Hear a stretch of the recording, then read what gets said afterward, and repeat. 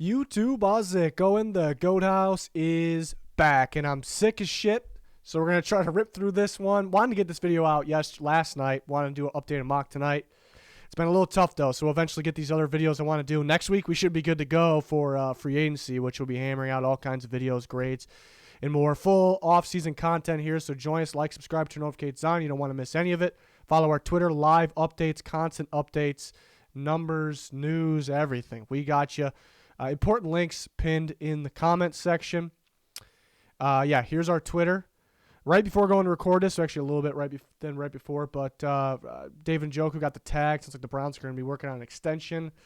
A little pricey for David Njoku, but he's got some upside still. He's pretty young. We will grade the tags when it's all said and done. Just hopefully we can get to that sometime soon. Deadline is tomorrow. So the winners from day 4, the DB day, start with the corners.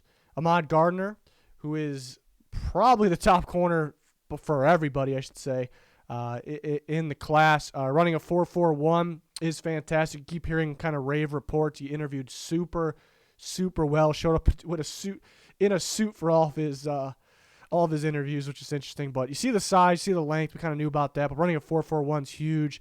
Some people are talking about he might be the best player in the draft. So before he was kind of top 10. Does he get by the Jets? Now it's, definitely got to be going top 6. Another Panthers sitting around there. It looks like they need a corner because they got some free agents, but they did all that work adding corners in the recent past. It'd be kind of tough if they have to add another one here with a valuable 6th overall. But I really don't see him get by that point. We'll see what the Panthers do in free agency. But, he could go to the Texans, pick 3. I think he fits well there. So we'll see. Very interesting. More of an elite prospect maybe now. Kyer Elam, only another guy that only ran the 40. A lot of these corners didn't do a whole lot of work, but this 40 alone boosts his stock because he was once talked about as a late round 1 guy, and that kind of went south a little bit. But a 4.39 is extremely impressive. He's got some length too. He's got some size. It's a guy that you want to work with, so he could possibly be a top 32 player. Could still go early second, but he was kind of locked into the second before all this. So that's a big time for him. And 40 times matter for corners. You don't have to be the fastest of the class, but look over the past. 40 time definitely matters, so impressive number there. Zion McCollum, who nobody really talked about before, corner from Sam Houston State. Good size, good production at Sam Houston State. And across the board, the 40 time ridiculous. The 3-cone ridiculous. The shuttle, the vert, the broad jump, all ridiculous. That 3-cone time, actually, it's interesting. He was the only one to attempt the 3-cone drill out of the corners, and he broke the cornerback record, which was held by Leon Hall in the NFL Combine. So 6.48 is insane, that 3-cone. Before, not talked about it much, but you look at the size, the production, the athleticism across the board. People were hyping up other athletic guys, that small school guys, maybe Tariq Woolen, but we should start hyping up McCollum a little bit more here because he's got all the traits as well. So we'll see where he ends up. Cam Taylor-Britt from Nebraska is a guy that actually watched some of his film before the Combine, right before, and I was impressed. He had pretty good, I should say, not pretty good production, but pretty good not allowing production, mainly a lockdown type guy. Big piece of that Nebraska team, obviously. So then he wasn't getting talked about enough, and then he comes in the Combine, runs a 4.38, looks very smooth on the field, so that helps himself very nicely. I've watched this tape, I'm like, this guy's got to be, round 3 at the latest, even though no one's talking about him, so maybe he was an early day 3 guy. Doesn't have crazy height to him, but 5'11's fine, so could he go round 2 or 3? Look at the guys in the back end of round 2. Did they drop themselves out of round 2? So a guy like this sneaks in there, possible. Lewis Cine, the safety from Georgia, yet another Georgia Bulldog, one of the biggest winners of the entire Combine from what it sounds like. He has that size, 6'2", 199. We know he flies around the field. Kind of felt like more of a motor guy. Would he test well? Tested very well. 4.37, pretty damn ridiculous. 11.1 broad jump, best in class. Also ridiculous. I keep hearing great things about how he interviewed as well. He just interviewed super well, so possibly a smart kid as well. Before he was kind of in that safety 4 range, talking about Hamilton, Hill, and then pretty damn close with Petre and Brisker. So he was kind of in that range of that 3.45. I think most people probably have around that 4.5 range. I think he bumped himself. That's a little bold because Dax Hill is still very, very solid. It could be safety too, but it's based on what I'm hearing from Cine. There's even some reports that he watch out for him to be a first-round pick, basically, is what they were saying. So maybe say a top 50 lock, which is a portion in the second round there. So very interesting there. So really helped his stock this weekend, not just with the workouts. That's from what it sounds like. Nick Cross from Maryland. The safety from Maryland tested extremely well across the board. Just a freak athlete, 6 foot, 212.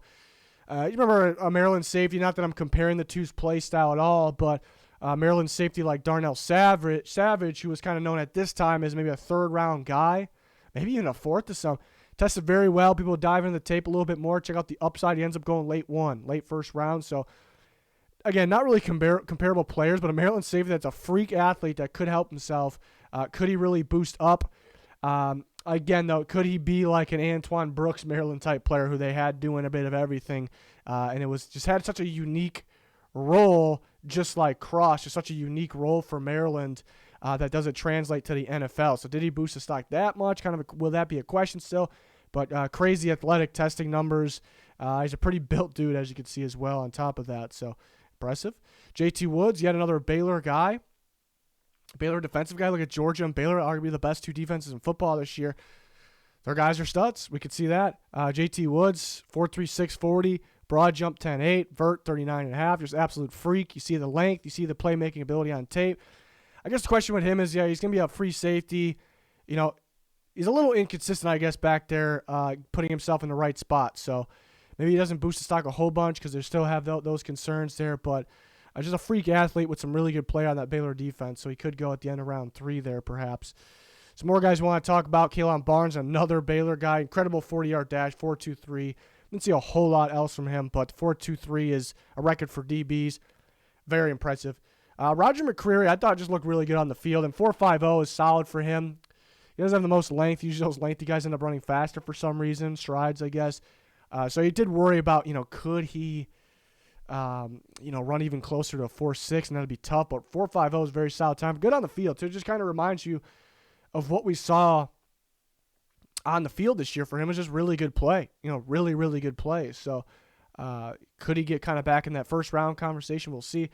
Tariq Woolen, 4.26 at his size is ridiculous. Very athletic. We kind of knew that from the Senior Bowl. Looked real stiff in drills, though. He was once a receiver, switched to corner. You kind of can tell in the drills. Doesn't really feel like he's ready to start day one, which no one should really expect it anyways. So could be a little bit of a work in progress. But you see the upside. You see the traits for sure because he's super lengthy. Dax Hill was super impressive in kind of the speed quickness drills. 40, 3-cone shuttle. Lights out. But usually with safety, some of the best ones in the NFL were more impressive in their explosive drills like vert and broad jump, and he was towards the bottom, so it's a little odd, but extremely good in those other drills, though. So you see the athleticism, he has the tape. Just wish he was a little better in those explosive drills. And Kyle Hamilton was actually the opposite.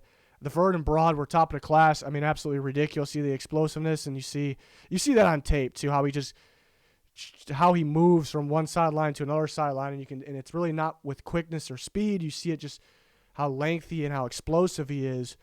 But did have an underwhelming 40. I thought maybe like around, my guess was 4.47, so 4.57. I don't really think it's going to hurt his draft stock because the tape is ridiculous. He has ridiculous length and size. The vert and broad perhaps helped him. There's some talk about him being the best player in the draft. Could he go pick one maybe because he's the best player in the draft? Maybe that's a little bit off the table. Maybe we didn't really predict that anyways as it was.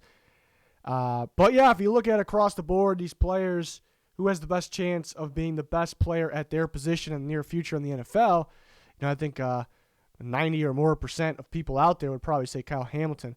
And there's some punter love here. Matt Arrae's incredible on-the-field work. The way he was punting the ball was ridiculous. Absolutely ridiculous. It is a little interesting, though, because they don't have pads or helmet on, which I think does do something. But if he has the leg, he has the leg. Pretty damn impressive what he was doing with that ball out there. So this is a guy that can punt, kick off, and then possibly kick field goals as well. So it definitely could boost his draft stock. I'm not really a fan of taking kickers. I can make an exception for him, though, if teams feel good about the field goals as well, because it's pretty damn valuable. So could he go in like the 4th or 5th round? I'd say it's actually possible here. So we'll see. So good to see some kicking guys get some a boost in stock there. Not too many negatives there. I mean, there was some negatives with the last guys we talked about, but Kyler Gordon I thought was going to be a freak at the combine. I thought he would measure in lengthier too. Not that he's not lengthy, but I thought he'd come in about 6 foot in lengthier than he was. He was 5'11", a little less lengthy. I don't know the exact number off the top of my head, but underwhelming workout in general as well. Starting to get some buzz. Like, oh, this guy might be a late first-round pick, and then everyone's like, because he's got a pretty good tape, and so you see some upside there, but then everyone's like, yeah, this guy's pretty freaky. He might test really well, make himself mid-first round. So, what happens now? Late one still, or does he drop out? So it's a little up in the air there. And Jermaine Waller, who I like, he had some good moments on tape. Reading a quarterback, jumping the ball, but man, 4.6, 840 is pretty poor. And this is the one, I say it every year, it's the one position group where it really, really matters. You look at, you're not looking for the very fastest guy. You're looking for fast guys, though. And you look at history, the slow guys don't work out. How many good starting corners in the NFL ran around this range is really none. There really is none. So that's tough. That's tough for him. He had pretty good tape, though. I was kind of in that conversation of late second to early third because he's got pretty good tape. And tape should always matter most, but what the history shows, the corners, they got to be able to run at least okay. So that's pretty tough. So he will drop. He will drop because of that. So that's tough. Hopefully a better pro day for him. But not too many negatives from the DBs. Not a whole lot of positive either because a lot of guys just didn't want to do some of these drills. So we'll see. I do feel like Ahmad Gardner really separates himself. We're going to need to see Derek Stingley Jr. at his pro day. And Trey McDuffie was solid as well. His official 40 time ended up being better. He's a little undersized maybe, but very, very fluid, very good. So we'll see how those corners come off the board, especially after the obvious top three there.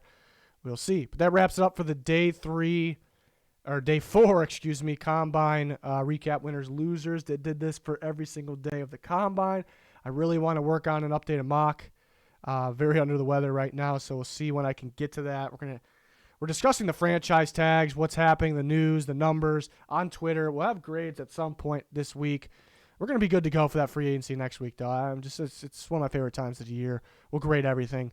So join us for all that. Like, subscribe, turn notifications on. Important links pinned in the comments. Going to do it. Thanks for watching. Goodbye.